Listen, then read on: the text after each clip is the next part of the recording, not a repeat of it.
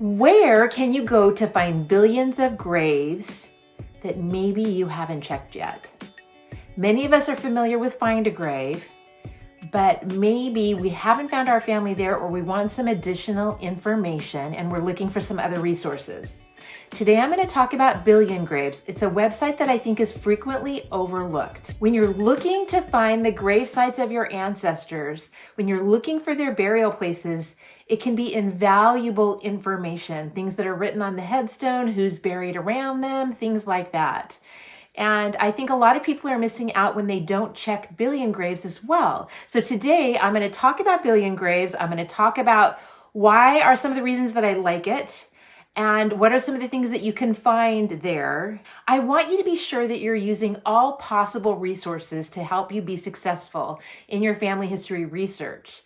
So stay with me. I'm Aimee Cross, and we're going to take your family history to the next level. I've also started a new program for members of Aimee's Crew, a YouTube channel membership, where not only do you get the free handouts that I have on a monthly basis, but you also get a free monthly live stream. You can either be there for the live stream or check it out later, and you get an opportunity to watch that later. I'm going to be building my family tree right there with you. You can ask me questions along the way on that live stream. So that may be of interest to you as well. Information in the description about that. All right, so what are some of the differences between Billion Graves and Find a Grave? Let's talk about them. I'm going to show you the 2 pages of the same person on the 2 different websites. Now, let me tell you now that Billion Graves, when they first started, they were trying to hit 1 billion graves, and I don't remember how long it took them, but they've hit it and surpassed it now, although they do not have as many grave sites on them as Find a Grave does. But there's a couple of features about Billion Graves that are pretty cool. It's a little bit more sophisticated of a website and a program, and there's some things on there that are really nice. But we're going to start with taking a look at these 2 representations of this one headstone, okay? We're going to see it on Billion Graves, and then we're going to see it on Find a Grave, all right? So right over here, we have George Albert Stevenson. Now, George Albert Stevenson, this is his page on Billion Graves. And I want to note that they're testing a new layout for the record page. I'm going to show you a little bit more about that later so that you can kind of see an original page layout versus this new layout. I don't know how they're going to land and what they're going to end up with, but I'm going to use this newer page as your example today. So the first thing that you may notice is the headstone photo is a little bit blurry on Billion Graves. And some people might think, that's not so great. But if you click on it, you're going to see a very clear image, and you can zoom in or zoom out right here. So here we see George Albert Stevenson with his birth and death date that is from the gravesite. And then right over here, we see a map. And this is one of the things that I think is really cool about Billion Graves. If I click on the map, it takes me to a map of the cemetery and georeferences his gravesite. And that's the big difference. Billion Graves, when they first started, when you go around with your phone and you take pictures of a grave, they're taking the GPS coordinates of that grave exactly. Now, GPS stands for Global Positioning System, and that gives you a position exactly where that gravesite is.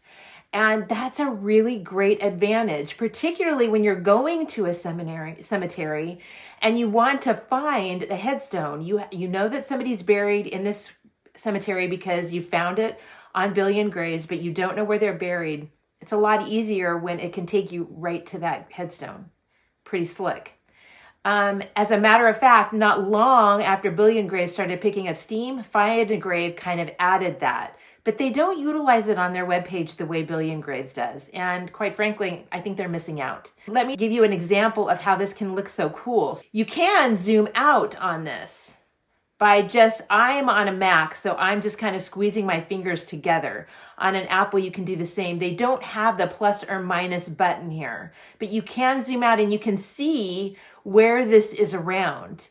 And I really like it. I'm going to talk a little bit more about how you can use this feature to your advantage in a minute, but let me tell you a little bit more about the differences between the 2 pages. All right, so now we're back on his page, and right here are links. This is basically advertising. This is links to other websites if you want to look at birth records that they found that may fit him, and some of this stuff can be really helpful. You can check those out if you want to. But I want to note down here we have kind of a standardized place where they've put his military service, his branch, rank, and the conflict, and then also if there was a religious symbol on his grave. And then again, here's another, link to go to another website, and then you can add additional information. I'm going to get into a couple of the other features here in just a moment. Let me take you now to Find a Grave. Now here's Find a Grave. Same headstone. This picture, I could make it a little bigger by doing that, but it's not that much bigger. So if I want to download the picture, I'm not going to have as good resolution. I'm going to get a better image of the picture on the other website than I am on Find a Grave. I have, the basic information here. Somebody here on Find a Grave put on the plot information, which that is a really nice thing to have. However, when you're using the map on Billion Graves, it's essentially the same kind of thing. So, and then people can add flowers, which I think is really a cool thing. And this just has this Sergeant U.S. Army World War I. And I'm going to talk a little bit about why they're differently structured in just a second. Hold on to that too. So that's the difference between the two pages. Now let me show you another gravesite. This is another Stevenson on Billion Graves. Again, the image of the picture doesn't look so great right now, but if I click on it, again, I have this great, big, awesome, huge image. Let me go back. Now we see here that we have his birth date and death date, and then they calculated his age. Again, we have the map right here, and I'll blow that one up in just a second. But I want to point out that on this one, it has an epitaph, which says "At peace with God," which came from the gravesite, as well as a description. And this is a locator to that cemetery. That gives you a link to more cemetery information, which I really like. And then you have his military service, again, in the very same format. Let me tell you why it works that way. So if I'm transcribing a grave, let's say I want to help out and I'm transcribing the grave. First off, I want you to take a look at, they give you great transcription instructions right here. I really like that. So if you go to the homepage, they also give you videos that you can watch, which are really cool as well. They give me set things that I'm filling in here. And this information that they're providing is just off the headstone. It's not what somebody knows and is throwing up there or think they know, which is the problem with Find a Grave. And then if it's a Hebrew grave site, you can show the Hebrew dates, which is really great. You can choose a religion, and they give you these choices here of symbols that you might see on the headstone. Love that. And then you can add the military information here. Now, if there's an epitaph, I can add that right there, and there can be an epitaph and notes there. So it gives you a little bit more room for some of the information, and it puts it in a more structured thing. Now, this add person button is a lot of times on a headstone, you'll have two people buried in the same place. So if it were a headstone for he and his wife, I need to add a person because she's on that same headstone. And then they're both connected to that one headstone. I like how they do that. I didn't want to get into a ton of information about how to transcribe or upload photos onto Billion Graves. Maybe I'll make that the subject of another video. But I wanted to show you why it looks so standardized. In Find a Grave, really the only places that you have to enter the information are the birth and death date, and then they kind of give you a inscription place, and that's kind of it. And you have to put the military information there and everything in that one place. So anyway, I think it's a little bit more of a efficient website to use. And the other thing that I really like about it is it makes it more clear as to what is the information off the headstone versus what's the information that somebody's put up there that they know.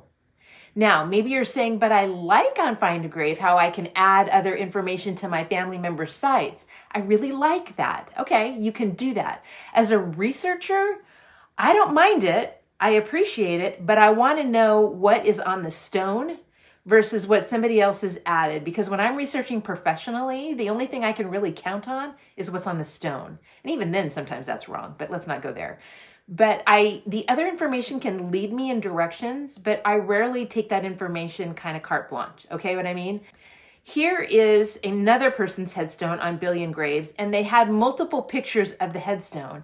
And then somebody else added additional pictures of this woman, Bertha, okay, with some of her family members. But it's very clear to me, this is the information on the headstone. Now, the religious symbol was not on the grave, but that information was inputted by the family. But if I scroll down here further, I see there's other member contributors that show other relationships in her family. And then there's a memories information where there's an obituary and personal history that people have put down here that gave us more information about this woman. So it's there, but I don't know. I just kind of like the separation. This is their new webpage. Let me show you this on that old, if I want to click here to return to the original page layout. I even kind of like it better because they put it in blue up here on the top. This is the information that's been added by other people, whereas this is the information that's on the headstone. To be honest with you, I kind of like the old version better personally, but I don't know. Because you have the memorial park right here, which I'm going to illustrate that in just a second. Now, let me go back to my original George Stevenson. And on this layout, it asked me if I want to know of nearby graves. And because they're geo-referenced, they can tell me everybody that's buried right around him. And we all know how valuable that can be because frequently people were buried together, right? So that's very, very helpful, but you need to upgrade. This is where you need to pay. This is a free website, but if you want to be able to see who is buried in nearby graves, you got to upgrade. And let me tell you a little bit about what that entails. So if you upgrade to Billion Graves Plus, here's kind of the differences right here. We have Billion Graves, this is always free, and this is the upgrade, plus you have no ads, which is also kind of nice. How much does it cost? So the free plan, nothing, right? It gives you that information. If you want to pay annually, it's $60 a year, just under $60 a year. If you want to pay monthly, it's $10 basically, $9.99 a month. If it were me, what I might do is just kind of save up some information that I want to do a month, get it all done, and then let it go. But there is a little bit of a hack, and I want to show you the hack. Let me show you how you can work around it a little. It's not perfect, but it's a little.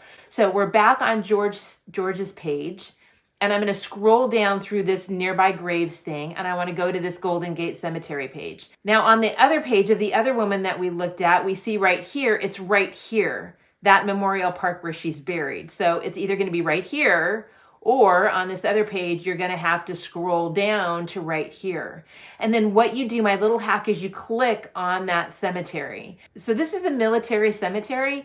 So he's not going to probably have people buried around him. So let me show you this hack with the other woman. So here we have Bertha. I'm going to click this Wasatch Lawn Memorial Park, and it's going to take me to that cemetery's webpage. So here's a picture of the cemetery. It's in Salt Lake City, Utah. And I want to search records just in that memorial park. Now, if the memorial said her maiden name, then I could also search by her maiden name, or if I know it, if I'm looking for some of her family members. But I'm not going to put any other information in there. I just want those people with that surname in the park, and I'm going to click search. Once I click search, the results are actually right below. So I see Bertha Louise, who is the one that we were looking at. But here we have another Bertha that appears to probably be her mom with her maiden name written there. And we have a number of other individuals. So let's look at where her mom was buried. I'm going to go to her page, but you have to scroll all the way down here to find the gravesite of her mom. So if I click on this, it shows you where her mom was buried. Now let's go back to Bertha. And I'm going to scroll down again to her map, and I'm going to click on this. And Bertha Louise is buried in the same location. They're geo-referenced in basically the same area. That gives me a clue that they were probably family members. So that's kind of a little hack that I can do to kind of get around it. Does that make sense? Now I want to show you kind of how this GPS looks on a phone because it's really pretty cool. So here's an example on my phone. And I've pulled up a cemetery in Los Angeles. And this shows you all of these little orange things with the numbers are how many graves are in that one area. So if I zoom in, you're going to see that I'm seeing more and more of the headstones, and they're going to change from the dots with the numbers of how many graves to actually seeing the dots of the graves. Now, the really cool thing about this is that if you're going to a cemetery and you want to photograph a cemetery, right then and right there, you can see like there's a big gap right there. All of those headstones that don't have a little tag, and we can see by the image that there's headstones there, have not been photographed. So it's a great way for you to know how to go and help. But it also kind of helps you see how many graves were photographed in that cemetery as well. But one of the other things that I really do like about Billion Graves, if I'm on the cemetery page, here you can see that they give the total record count. If I scroll down, I can see nearby cemeteries. I have found pictures on Billion Graves that are not on Find a Grave. And then because Find a Grave's larger and has been around longer, there are definitely images on Find a Grave that I don't find on Billion Graves. So I hope this has helped. I hope now you're going to do a better job of finding your family. If you are interested, check out this video on some cautions about Find a Grave that goes into a little bit more detail about some of the things that I see happening with Find a Grave that people don't realize that may not be correct, and they can kind of mess up their family trees. So take a look at that video, and I hope you have a fantastic day. Thank you so much.